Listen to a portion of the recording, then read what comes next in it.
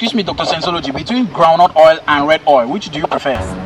Wait, do you mean the groundnut oil that is refined in the refinery, or the groundnut oil that is refined in our pots at home? I actually mean the groundnut oil that is refined in the refinery.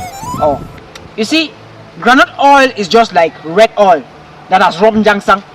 Yes, red oil with small shower vibes. The behavior of groundnut oil is just like the behavior of a Banso girl who has left the village and traveled to town, and then is trying to talk like a white lady without cutting her tongue. Many people today behave as if without groundnut oil they will not survive. You see, but we know that the recent increase in the price of groundnut oil humbled all of them.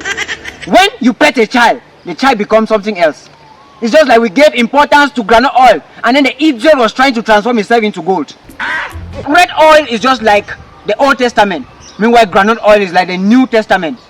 If we say that we are going to eclipse red oil now, it means that we are not going to eat real foods again like water fufu and ero, fufu and kati achu, but we're only going to be eating chewables like rice, spaghetti, potatoes, and that is not good for our health. Everything notwithstanding, I would like to emphasize that we categorically debunk, lampoon, castigate, lambast, and satirically denounce the attitude of some Kambe girls who have decided to be frying egg with red oil.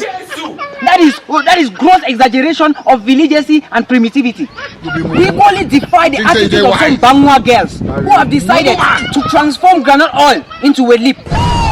A girl will enter her mother's kitchen, steal groundnut oil and tie it in a wrapper to be using to wet her lips. You see, that is comparable to an agric show of dullness.